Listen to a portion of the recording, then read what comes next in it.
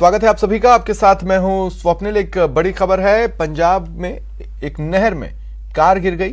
इस कार में सीकर के डॉक्टर समेत 7 लोग सवार थे, जिनकी मौत की खबर मिल रही है। बताया जा रहा है कि बस की टक्कर से ये कार नहर में जा गिरी। नहर से अब तक 5 शव बरामद किए गए। हिमाचल से घूमकर ये परिवार लौट रहा था और इसी दौरान हादसे का शिकार बन गया। डॉक्टर सतीश, उनकी पत्नी, साले की पत्नी समेत 3 बच्चे उस कार में थे। 5 लोगों के शव बरामद किए गए हैं, 2 की तलाश की जा रही है। अस्पताल में, रिंगस अस्पताल में डॉक्टर सतीश कार्यरत थे और उनकी पत्नी अध्यापिका थी।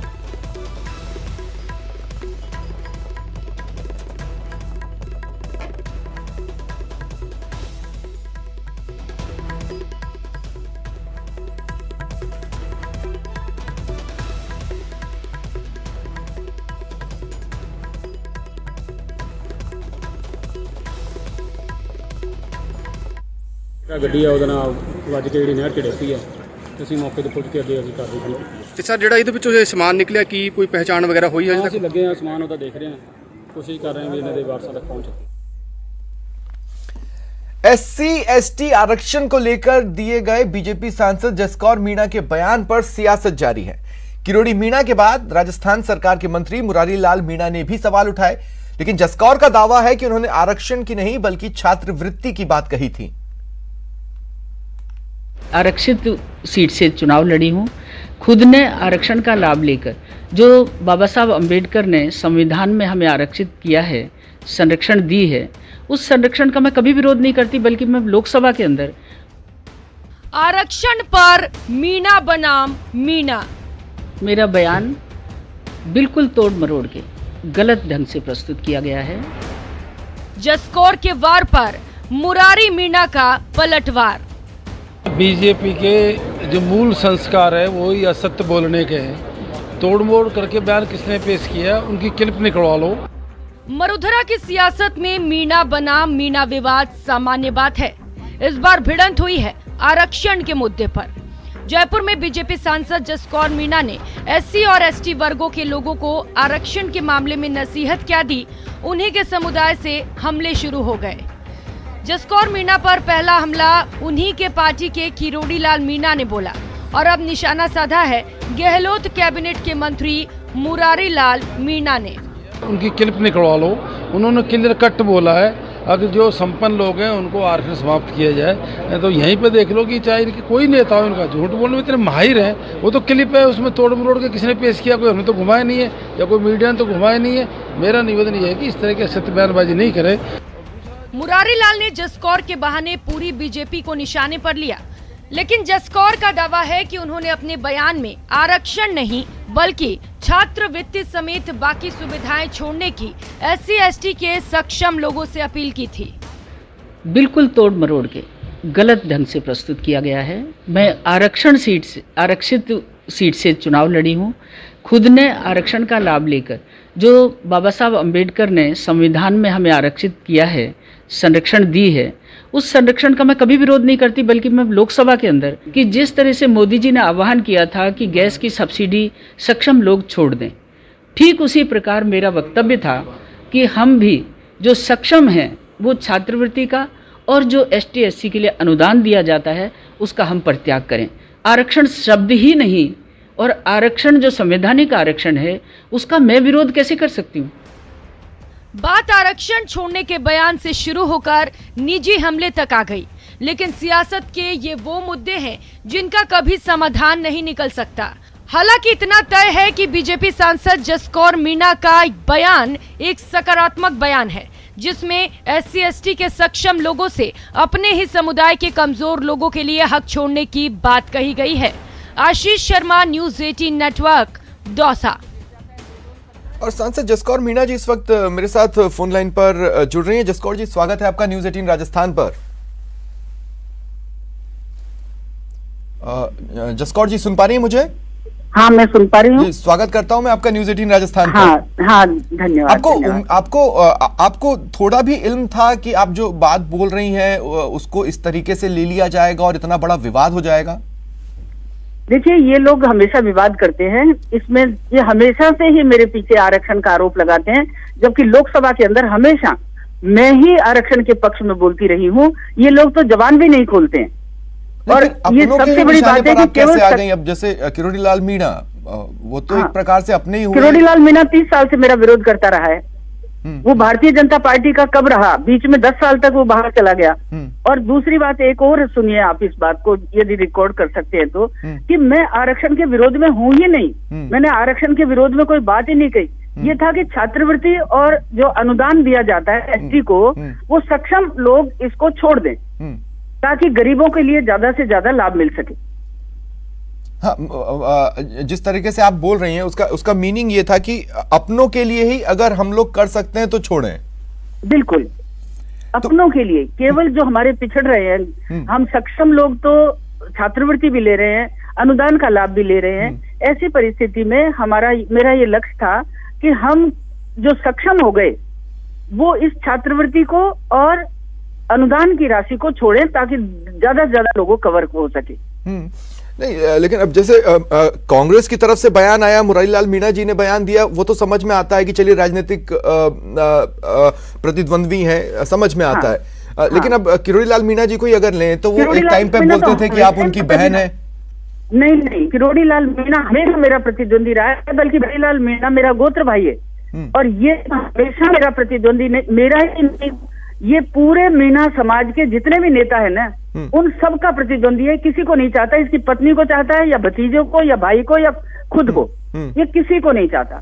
तो ये बेसिकली आपको ऐसा लगता है कि उस बयान को इस तरीके से लेकर आपकी छवि गिराने की कोशिश की गई? बिल्कुल, ये सिर्फ मेरे प्रति भ्रम फैलाना, मेरे समाज में मेरे प्रति भ्रम फैलाना। लेकिन मेरा समाज मुझे सिर आंखों पे रखता है, समाज मेरी बात मानता है, तभी तो मैं जीत कर आई हूँ दोबारा। तो इतने बवाल के बाद आपके समाज के लोगों ने आपसे पूछा कि मैडम आप कहना क्या चाहती थी, हम समझ नहीं पा रहे। बिल्कुल, आज मेरे समाज के लोग ही मेरे साथ प्रेस कॉन्फ्रेंस में थे, सारे लोग बड़े पटेल थे। हमारे एसटी मोर्चे का प्रदेश अध्यक्ष, एसटी मोर्चे का जिला अध्यक्ष, सब मेरे साथ थे। आज इनके साथ तो कोई भी नहीं है। तो बात जो आप समझाने की कोशिश कर रही थी, आपको लगता है कि वो बात लोग समझ पाए हैं? बिल्कुल समझ पाए हैं। आप ये देखिए कि अभी भास्कर में सर्वे किया उन्होंने बल्कि डाला है, तो उसमें 76% लोग मेरे पक्ष में बोल रहे हैं। अच्छा, और ये तो देखिए, किरोड़ी लाल मीणा का तो हमेशा एक स्टंट रहता है। अभी भी मुरारी लाल मीणा और किरोड़ी लाल मीणा ये मिलकर के काम कर रहे हैं। अच्छा, आपके अगेंस्ट? मेरे अगेंस्ट। पर मुरारी लाल मीणा जी तो मंचों पर किरोड़ी लाल मीणा के अगेंस्ट खड़े दिखाई देते हैं हर जगह। नहीं, बिल्कुल नहीं, ये तो एक साथ है दोनों के दोनों। अच्छा, अंदर खाने। ये भारतीय जनता पार्टी का बहुत बड़ा नुकसान करता है किरोड़ी लाल मीणा तो। नहीं, हमारी सरकार समाज के सामने आपकी छवि गिराने की कोशिश की गई या दूसरे समाज में आपकी पैठ बनाने की कोशिश की गई? ये तो दूसरे समाज में तो सदा से मेरी पैठ रहती है, क्योंकि मैं सर्व समाज की बात सुनती हूँ, सर्व समाज की बात करती हूँ। जिस तरह से हमारे प्रधानमंत्री कहते हैं, सबका साथ, सबका विश्वास और सबका विकास, उसी भाव से मेरा जीवन निकला है। पूरे 40 साल पिछले मैं जब राजनीति जीवन से जुड़ी हूँ, तो बराबर से मेरा यही भाव रहा है। मेरे ख्याल से पहली बार आपको शायद किसी ने ये बोला है कि आप अंबेडकर विरोधी हैं। नहीं, ये तो जब मैं 13वीं लोकसभा के बाद 14वीं में जब मैं चुनाव लड़ी, तो किरोड़ी लाल मीणा पूरी तरह से मेरे विरोध में आरक्षण का, उस समय भी आरक्षण का आरोप लगाया इसने।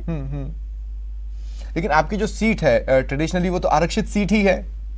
मैं तो हमेशा खुद मैं मीणा जाति की हूँ, आरक्षण सीट से ही तो लड़ूंगी, जनरल सीट से थोड़ी लड़ूंगी। और ये तो मेरे सामने चुनाव लड़ा है किरोड़ी लाल मीणा, तो विधायक का चुनाव सवाई माधोपुर से भारतीय जनता पार्टी ने टिकट मुझे दिया, और ये उस समय राजपा के टिकट पर मेरे विरोध में लड़ा। तो ये तो पार्टी का आदमी नहीं है, ये तो अवसरवादी खुद के लिए चाहता है जहाँ कहीं चाहता है। तो ये दिया कुमारी जी के सामने चुनाव लड़ा, जो जयपुर की प्रिंसेस है, वो जब सवाई माधोपुर से एमएलए लड़ी, तो उसके सामने भी ये चुनाव लड़ा।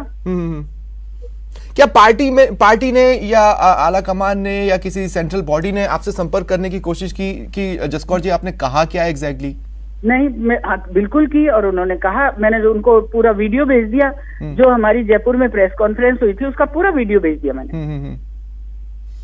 तो अब किरोड़ी जी रिस्पांस नहीं दे रहे, क्या आपने उनसे बात करने की कोशिश की थी कि भाई ये आप क्या कर रहे हैं? मैंने तो ऐसा कुछ कहा नहीं। क्या बात करूंगी ऐसे आदमी से, जो आदमी न चरित्र का है न चलन का है, उससे क्या बात करूंगी? वो कभी पार्टी के लिए बोलता ही नहीं है। कोई भी मीणा समाज का हमारा दूसरा नेता उसको ये बर्दाश्त ही नहीं करता, मुझे ही नहीं, ये किसी को भी बर्दाश्त नहीं करता। तो आपने पार्टी में बताया कि आपके खिलाफ किरोड़ीलाल मीणा लगातार साजिश कर रहे हैं, उन पर इंडिसिप्लिन बनता है, पार्टी के भीतर उन पर कार्रवाई होनी चाहिए। इसको 2 बार ऊपर से डांट पड़ चुकी है, तो वो ही नहीं सुधर रहे हैं। वो तो उसकी आदत है। नहीं तो पार्टी आपको एश्योर कर रही है कि अगर आपको परेशान किया जा रहा है, आपके खिलाफ साजिश हो रही है, तो ऐसे व्यक्ति को हम पार्टी से निकालेंगे। मैं ही बहुत ताकत है मेरी, जनता के अंदर मेरी इतनी पैंठ है, जनता मेरी इतनी मान करती है, मेरा समाज मेरी इतनी इज्जत करता है। तो इस जैसे तो आरोप लगाने वाले कि ये देखिए झूठ के पैर नहीं होते, और मैं हमेशा सच्चाई पर रहती हूँ, सत्य कभी हारता नहीं है, ये मेरा विश्वास रहता है। मैं भगवान का बहुत बड़ा विश्वास करती हूँ। तो एक सवाल और मैं जसकौर जी लेना चाहता हूं, ये जब आपको ये बोला गया कि आप झूठ बोल रही हैं, आज दरअसल जब आपने अपनी बात को समझाया, मीडिया के जरिए आपने अपनी बात को लोगों तक पहुंचाया, तो ये कहा गया कि आपने यू टर्न ले लिया और अब आप झूठ बोल रही हैं। नहीं, वो तो ये 2 ही मुखटे हैं, और ये 2 मुखटे क्या है, राजनीतिक लोलुप लोग हैं, और राजनीति के साथ साथ ये ब्लैकमेलर है। नहीं तो इससे उनको हासिल क्या होगा? मान लीजिए अगर वो आपकी छवि गिराते भी हैं तो उससे उनको हासिल क्या होगा? नहीं है, इनकी गिर रही है अभी समाज में। मैं तो अभी 3-4 शादियां अटेंड करके आई हूँ, और अभी हमने आज हमारी गर्भवती बहनों का मान सम्मान किया, उनके फल वितरण किए, उनका वो सब काम करके आई हूँ। मैं तो मेरे संसदीय क्षेत्र में काम करती रहती हूँ, इनको काम नहीं है। ठीक है, चलिए शुक्रिया जसकौर जी अपनी बात रखने के लिए, बहुत बहुत शुक्रिया। चलिए बढ़ते हैं आगे। मुख्यमंत्री अशोक गहलोत के आरएसएस पर दिए बयान को लेकर उपनेता प्रतिपक्ष राजेंद्र राठौड़ ने निशाना साधा। कहा जिन्हें आरएसएस की समझ नहीं वो ही ऐसी बात कर सकते हैं। झुंझुनू में राठौड़ ने कहा सीएम मुद्दों से प्रदेश को भटकाने के लिए बेवजह बयानबाजी कर रहे हैं।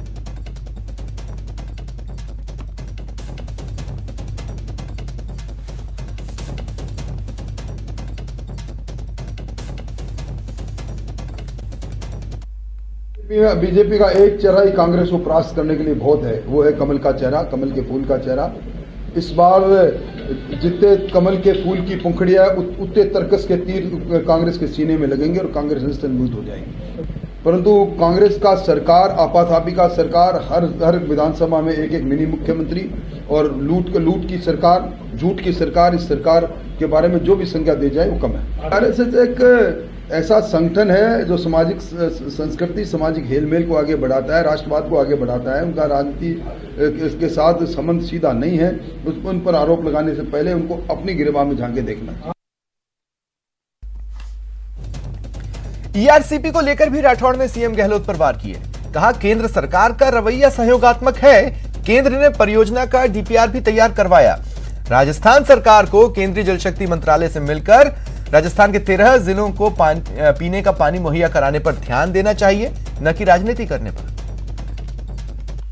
सरप्लस वाटर है, उसमें 50% पर डीपीआर बनाकर केंद्र सरकार ने सीडब्ल्यूसी को भेजा है, जो आज तक हिंदुस्तान में एक भी इस प्रकार के प्रोजेक्ट को नेशनल प्रोजेक्ट का दर्जा नहीं दिया गया।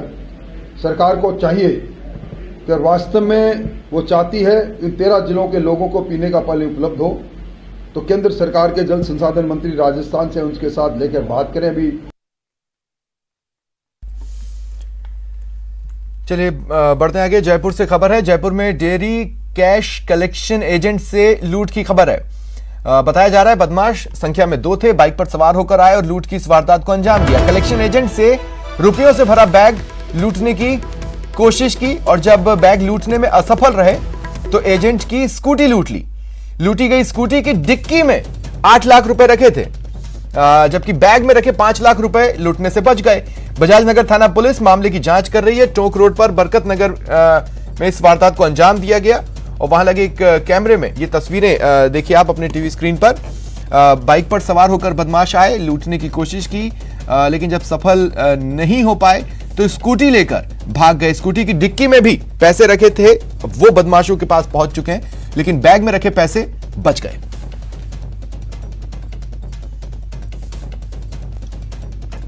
सबसे पहले ये तस्वीरें हम आप तक पहुंचा रहे हैं। तस्वीरें देखिए आप अपनी टीवी स्क्रीन पर, किस तरह से बैग छीना झपटी की कोशिशें हुई, लेकिन जब सफल नहीं हो पाए, एजेंट थोड़ा क्विकनेस दिखाने में सफल रहा और तुरंत ही वहां से हटने में सफल रहा। लेकिन जब उसे ये समझ में आ गया कि वो इन बदमाशों से पार नहीं पा पाएगा तो वो धीरे धीरे पीछे सरकता चला गया। इस बीच बदमाशों ने उसकी स्कूटी पर हाथ साफ कर लिया। स्कूटी लेकर ये बदमाश फरार हो गए। अब देखिए, जो स्कूटी है उसकी डिक्की में 8 लाख रुपए रखे थे, वो बदमाशों के साथ चले गए। हालांकि बदमाश बैग नहीं लूट पाया। आप देखिए किस तरह स्कूटी सवार को रुकवाया गया और तुरंत बैग छीनने की कोशिश की गई, लेकिन क्विकनेस दिखाते हुए एजेंट अपने बैग को बचाने में तो सफल रहा, लेकिन स्कूटी नहीं बचा पाया। स्कूटी की डिक्की में जो पैसे थे अब वो बदमाशों के साथ चले गए। बैग जरूर बच गया जिसमें 5 लाख रुपए रखे थे।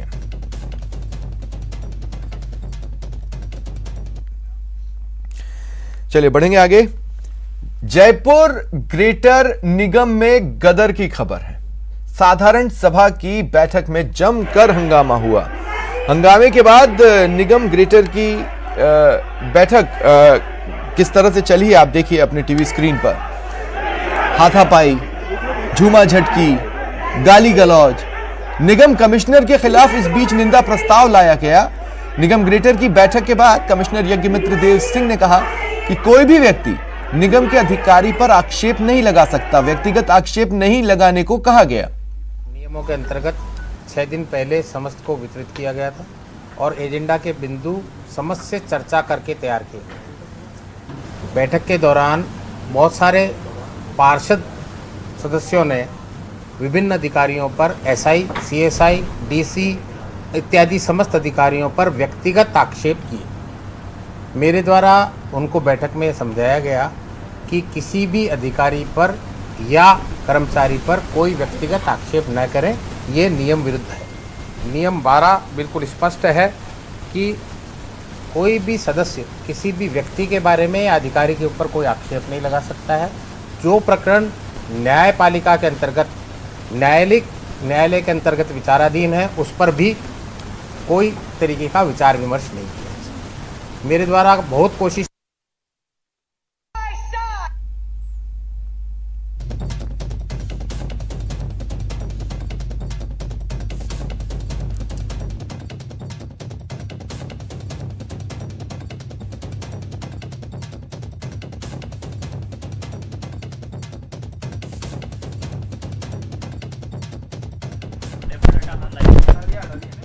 साधारण तरीके से चली, ये आप तस्वीरों में देख पा रहे हैं।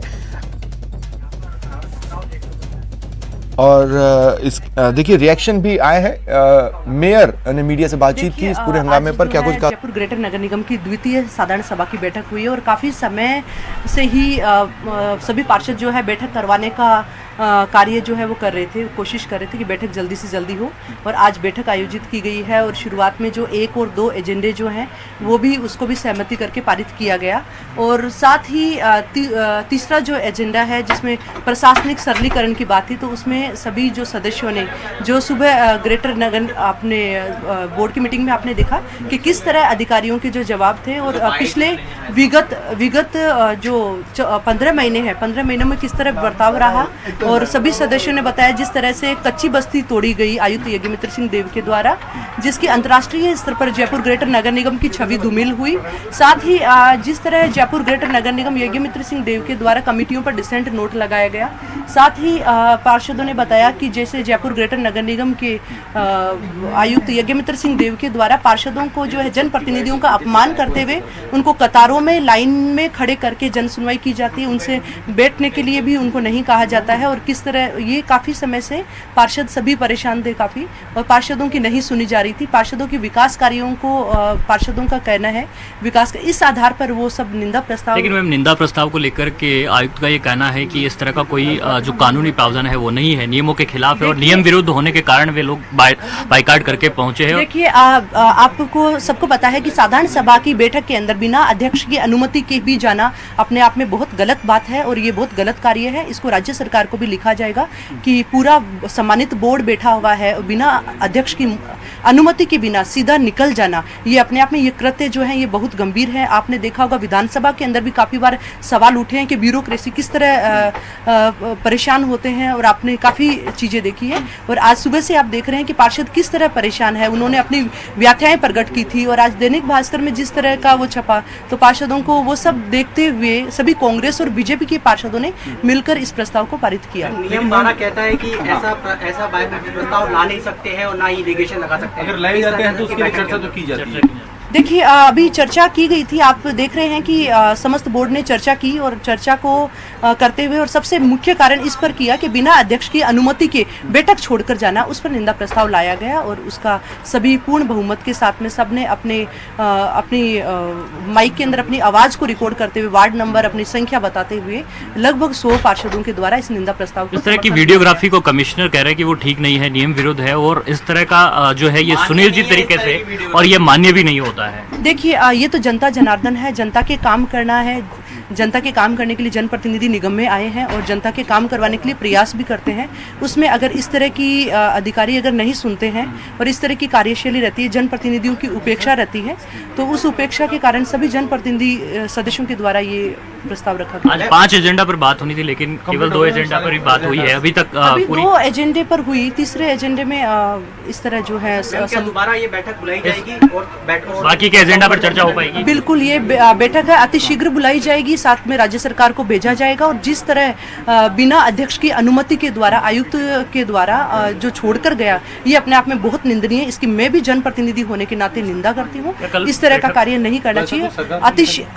बिल्कुल सरकार को लिखा जाएगा और इसको केंद्र सरकार को भी लिखा जाएगा। वो कह रहे हैं कि मुख्य सचिव को वो पत्र लिखेंगे कि इस तरह से एलिगेशन लगाए गए वो गलत है और आप कह रहे हैं वो राज्य सरकार को लिखा जाएगा। मैम, क्या देखिए, जो है अभी आपके सामने जो प्रस्ताव सदस्यों ने पारित किया गया है, उस प्रस्ताव को सरकार को भी भेजा जाएगा और केंद्र सरकार को भी भेजा जाएगा। कल भी बैठक कंटिन्यू होगी ऐसी परिस्थितियों में? आपको लग रहा है कि देखिए, जनता के रुके हुए कार्य जो है, हमारी सबसे पहले प्राथमिकता है जनता की सेवा करना और जनता की सेवा करने के लिए हम यहाँ आए हैं और हम चाहते हैं जनता की सेवा हो, ये बैठक हो और आगे बचे हुए जो प्रस्ताव है वो भी पारित हो ताकि जनता में वार्डों के अंदर विकास कार्य हो, जनता किसी भी हालत में सफर नहीं करे। इस तरह के अधिकारियों के रवैये को आज आपने सबने देखा है, बिना अनुमति की इस तरह छोड़कर जाना अपने आप में बहुत निंदनीय है। अच्छा, ये थोड़ा सा ब्रीफ चर्चा होनी चाहिए थी लेकिन स्वस्थ चर्चा नहीं होने के कारण सदन की गरिमा को तार भी किया गया। मैम, टेबलों पर चढ़े हाथापाई तक। देखिए, ये बोर्ड मीटिंग के अंदर आपके द्वारा और भी बोर्ड मीटिंग अब तक हुई है, आपने सभी बोर्ड मीटिंग देखी है। जनप्रतिनिधियों को जो है जिस तरह अगर परेशानी का जो सामना करना पड़ता है, तो जनप्रतिनिधियों के लिए यहाँ इस सभा साधारण सभा के अलावा दूसरा कोई जगह नहीं होती जहाँ उनकी सुनी जाती है। लेकिन अनुशासनहीनता काफी हद तक थी आपका प्रयास। देखिए, आयुक्त महोदय के द्वारा जो अनुशासनहीनता की गई है वो उसके लिए सरकार को लिखा जाएगा। फिलहाल इतना ही, नमस्कार।